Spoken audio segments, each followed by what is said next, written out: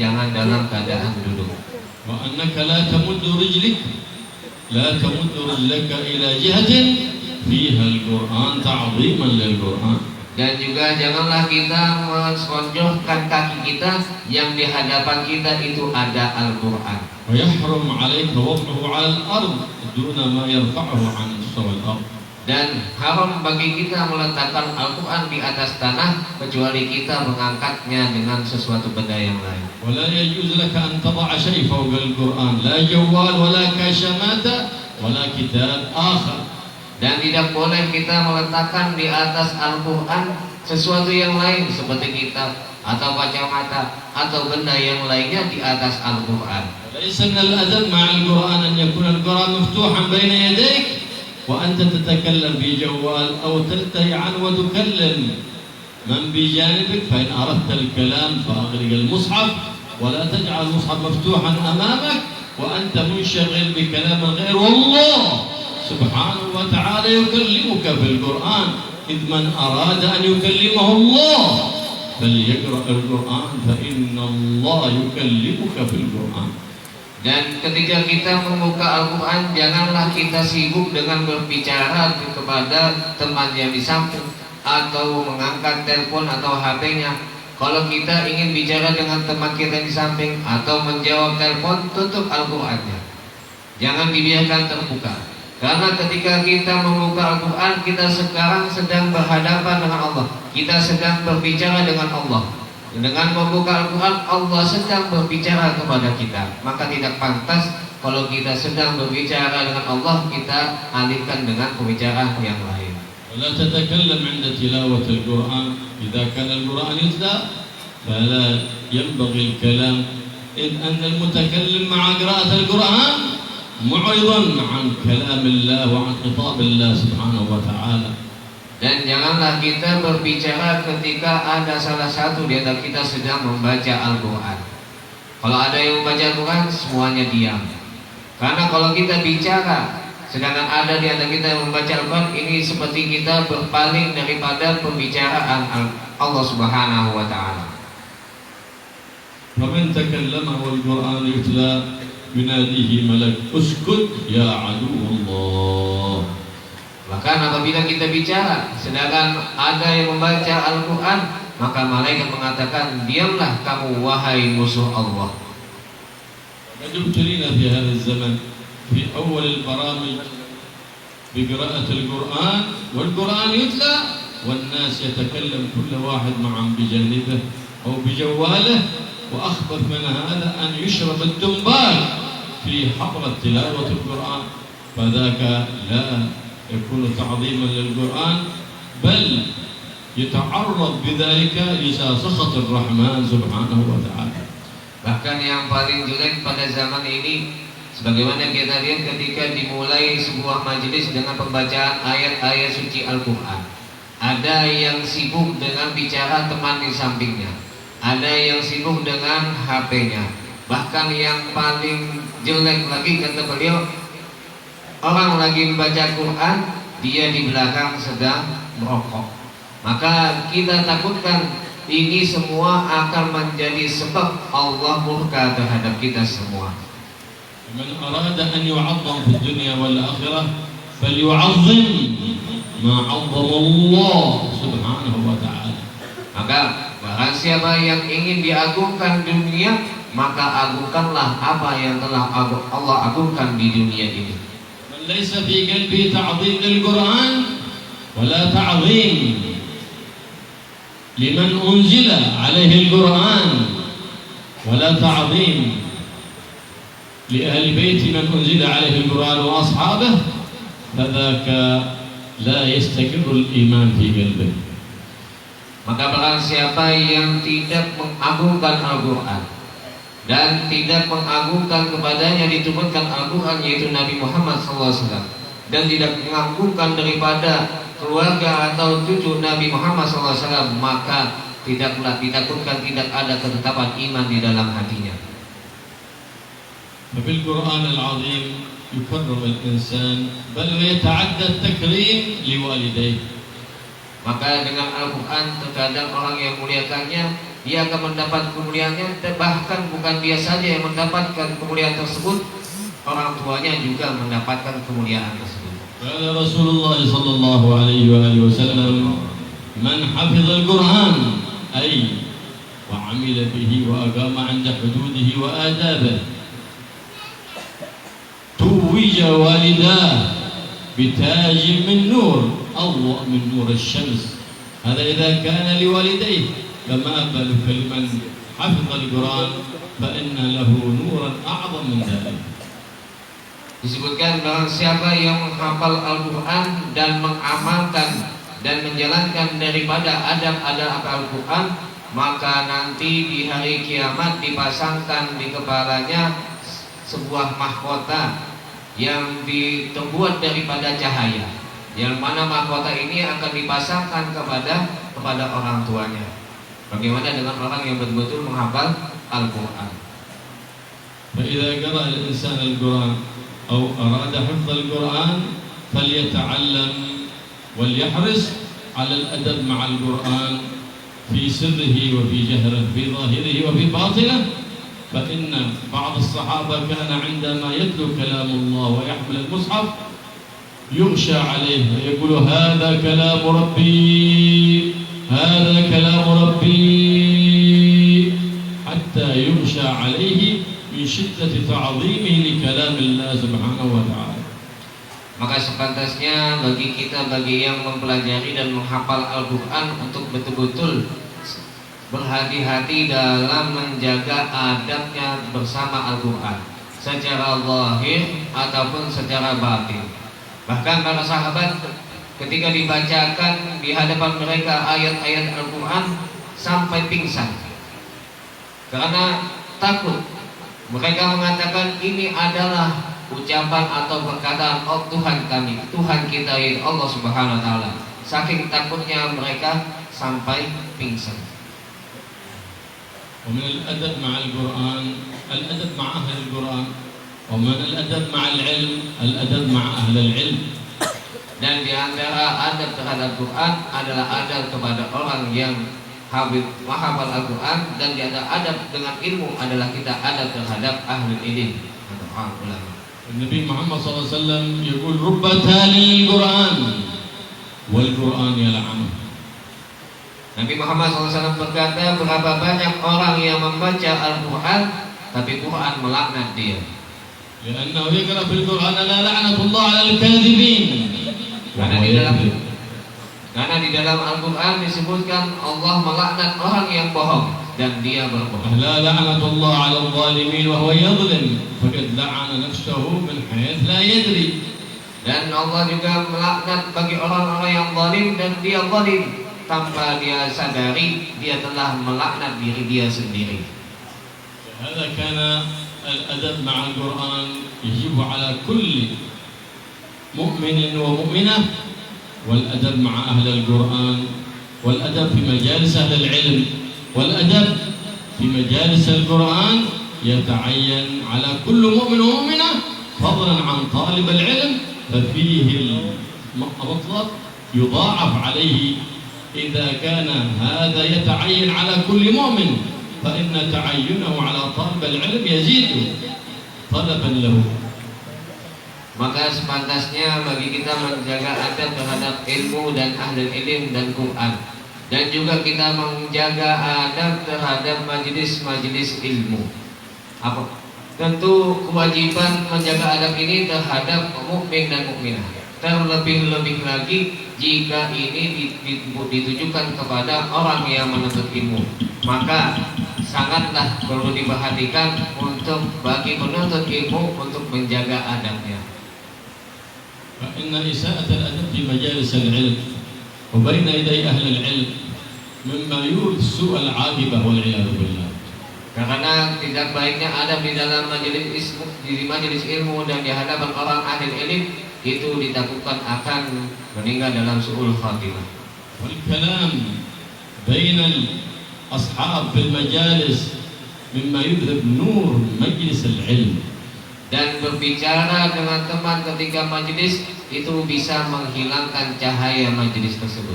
فإذا أراد أحد أن يتكلم فليقم عن مجلس العلم حتى لا يحرم الآخرين البركة والرحمة النازلة على مجلس العلم. Jika ada yang ingin berbicara di majelis, ya silahkan keluar, bicara sama temannya di sana. Jangan sampai dia bicara di sini, itu akan menghilangkan keberkahan dan rahmat bagi yang hadir majelis ilmu. فإن لم يكن بنفسه فليحمل وليطرد حتى لا يكون واحد أو اثنين سبب في حرمان الباقين الرحمة والبركة. Apabila dia tidak mau bangun juga, jangan sampai nanti kita mengatakan dia adalah sebab daripada hilangnya keberkahan dan cahaya majlis. وقد علمنا النبي محمد صلى الله عليه وآله وسلم علم المعلم أدب المعلم وعلم المتعلم أدب المتعلم. Dan Rasulullah juga telah mengajarkan kepada kita adab pengajar ketika mengajar dan adab santri ketika belajar. وقال صلى الله عليه وآله وسلم لينوا لمن تعلمون أي عاملهم باللين وبالرفق، أي عامل من تعلم كما تعامل ابنك الصغير، كما تشفق بابنك تشفق بمن تعلمه، سواء كان بطيء الفهم تصبر عليه، سيء الأدب تعلمه الأدب، فإن لم يتعلم الأدب بالكلام علمه بالصوت لأنه طريق اللئام. Disebutkan dalam hadis, linu liman tu'allimu, berbuatlah lembut kepada orang yang belajar kepada dirimu, sebagaimana ketika kamu mengajarkan kepada anak-anakmu yang kecil, berbuatlah baik, berbuatlah lemah lembut. Kalau misalkan dia suul adab, ajarkanlah dia adab. Kalau misalkan tidak mempan juga, maka berhak untuk mendapatkan cambuk atau istilahnya sekarang ini ditakzir.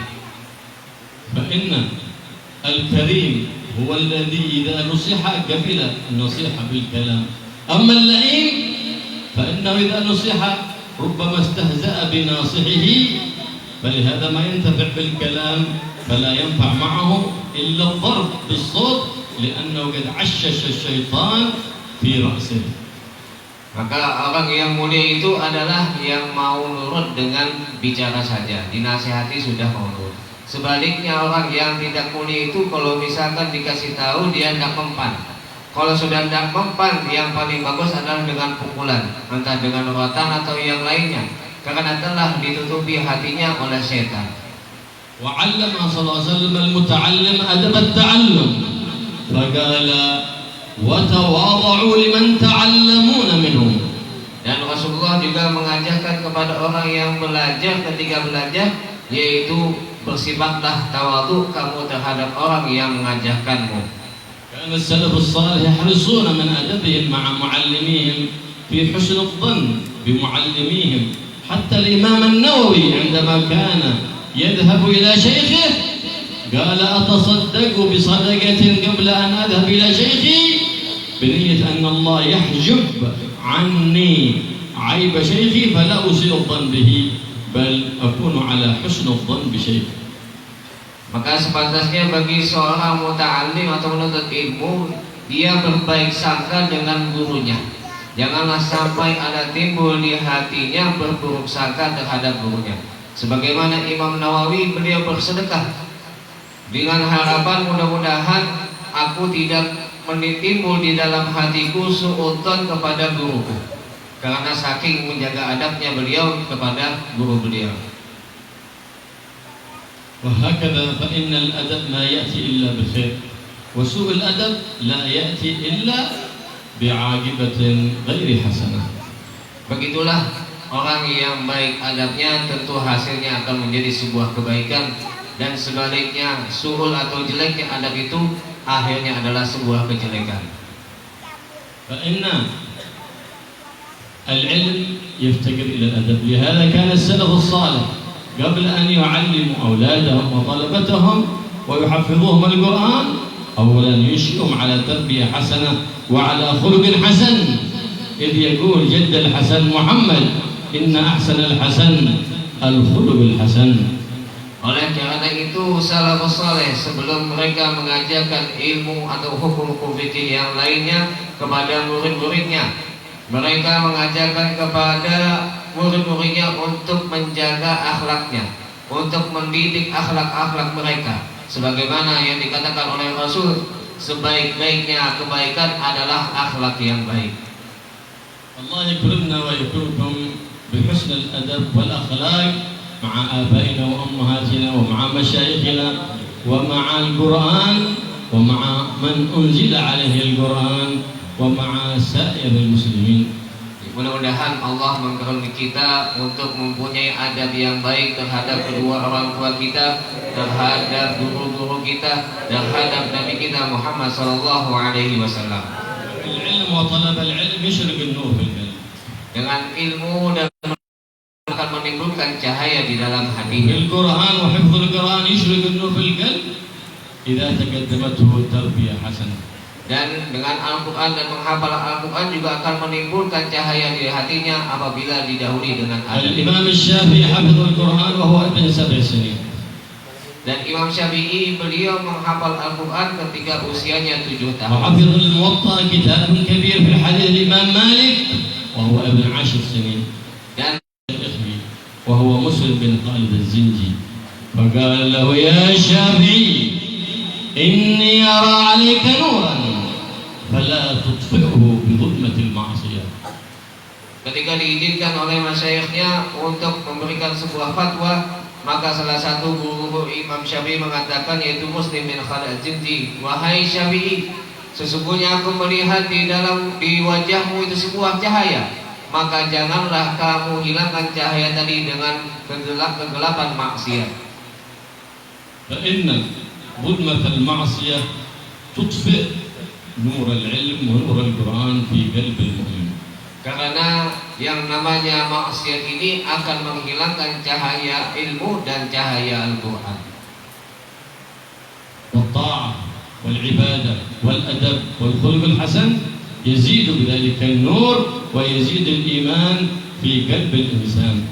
Maka yang namanya ketaatan dan adab dan baik adab itu semua akan menambahkan daripada cahaya ilmu dan cahaya Al-Quran. فالله الله في القرآن والأدب مع القرآن ومع أهل القرآن والعلم النافع والأدب مع طلب العلم والأدب مع أهل العلم، فحينئذ يورث لك ذلك النور الذي ترجوه من المولى بواسطة النبي محمد صلى الله عليه وآله وسلم فتسعد به في الدنيا والآخرة. Maka di sini beliau mengingatkan kembali untuk selalu menjaga adab kita terhadap Al-Quran dan orang yang ahli Quran. Kita menjaga adab kita terhadap ilmu dan orang yang ahli ilmu, yaitu para ulama. Karena kita dengan menjaga adab ini, ilmu kita akan bermanfaat, akan menimbulkan cahaya di dalam hati-hati kita. وهذه الدعوة المباركة إن شاء الله تورث حفظ العلوم في القلب، وهي اللهم اغننا بالعلم وزينا بالحلم وأكرمنا بالتقوى وحققنا بالاستقامة وجملنا بالعافية.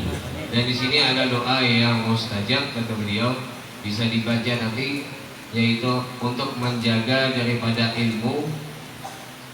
Allahumma aghnina bil ilmi wa zayyina bil hilmi wa jammilna bit taqwa wa haqqina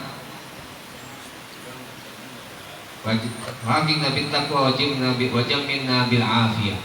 Jadi doa ini dibaca untuk mendapatkan ketetapan ilmu cahaya di dalam atau ilmu di dalam hatinya. Allahumma aghnina bil ilm wa zayyinna bil hilm wa akrimna bit taqwa wa haqqaqna bil istiqamah wa jammilna bil afiyah.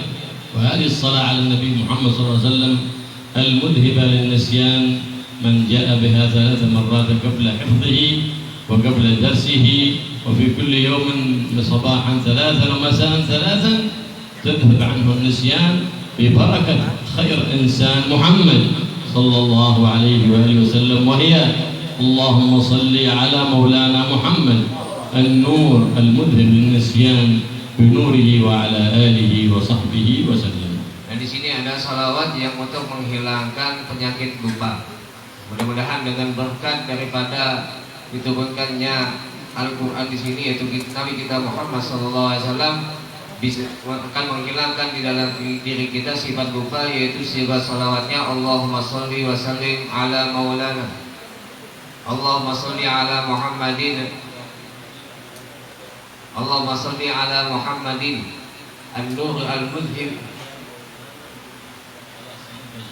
اللهم صل على مولانا محمد النور المذهب النسيان بنوره وعلى آله وصحبه وسلم. نسأل الله سبحانه وتعالى أن يرزقنا وإياكم المواظبة والحرص على طلب العلم النافع وعلى حفظ القرآن وعلى العمل بكل ما نتعلمه ونستفيده. Dan mudah-mudahan dengan pertemuan kita ini kita diberikan oleh Allah ilmu yang bermanfaat. Mudah-mudahan kita diberikan keberkahan dengan perkumpulan ini di dalam kesempatan ini. ولبارك لنا إن شاء الله في هذا المجلس وجعله مجلسا نستفيد منه في ظاهرنا وفي باطننا. Dan mudah-mudahan kita semua mendapatkan sebuah faedah daripada majelis ini, majelis ilmu agama. ويبارك في هذا المعهد ويجعله معهدا معمورا إن شاء الله بتلاوة القرآن وبعلوم سيد الأكوان وبذكر الرحمن وبالصلاة على حبيب الرحمن محمد سيد الأكوان صلى الله عليه وآله وسلم. Dan mudah-mudahan pondok ini diberkahi oleh Allah SWT dengan ilmu-ilmu daripada Nabi kita Muhammad SAW, berkah daripada Nabi kita Muhammad SAW.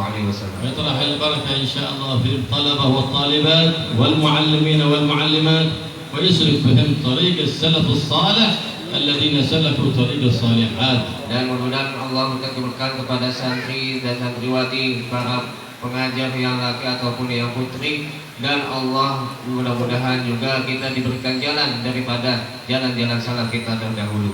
ويبارك إن شاء الله في عمر شيخنا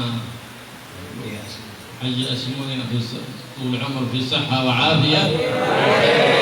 ويبارك فيه إن شاء الله وفي طلبته وفي مريده ويجمل أحوالهم وفي أولاده، يجعل العلم فيهم إن شاء الله وفي أولادهم معمورا يعمرون هذا المعهد المبارك بالعلوم النافعة ويسلك بهم طريقة السلف الصالح ويحفظ عليهم عقائدهم في ظاهرهم وفي باطنهم ويجعلهم إن شاء الله حواليهم الصحبة الطيبة ويرزقهم الصحبة الخيرة ويقرب منا ومنكم الأخيار ويبعد عنا وعنكم الأشرار ويكفينا إياكم جميع المضار وشر ما تهفي الأيام والليال بجاه النبي محمد المختار. Dan mudah-mudahan Allah memberikan panjang umur kepada guru kita Kiai Haji Asmuni dengan umur yang panjang, sehat, afiat, dan mudah Allah berkahi juga kepada beliau, ilmu beliau, dan juga kepada anak-anak beliau dan santri-santri beliau.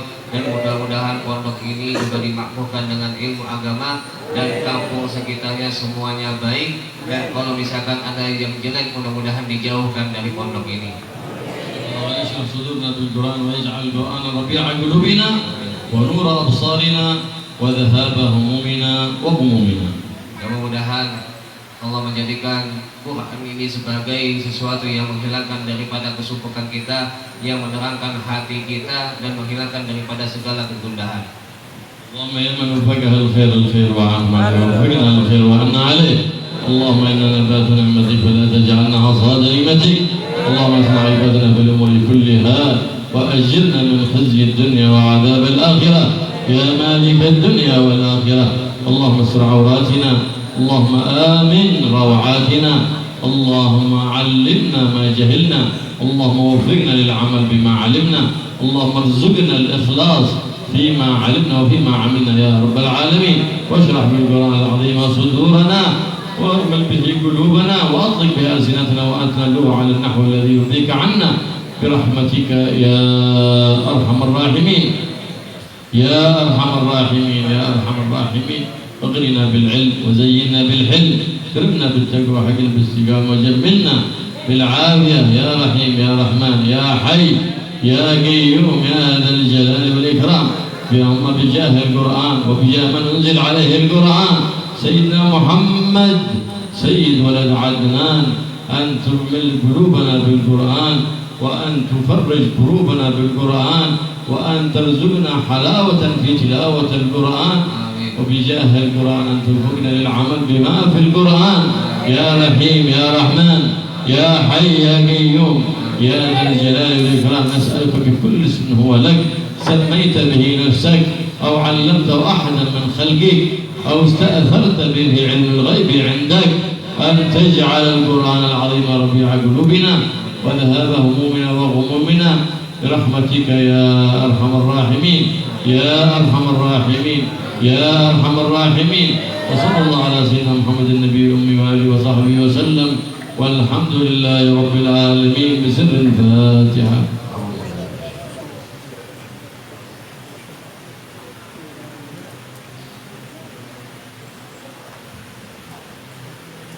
Alhamdulillah, terima kasih banyak kami sampaikan kepada guru kita yang mulia. Mudah-mudahan kita mendapat keberkahan dan mohon ampun dan maaf kalau ada kesalahan dalam majelis ini. Mari kita sama-sama baca dengan membaca nakhtim majelis. Subhanakallahumma wa bihamdika asyhadu an la ilaha illa anta astaghfiruka wa atubu ilaik. Assalamualaikum warahmatullahi wabarakatuh.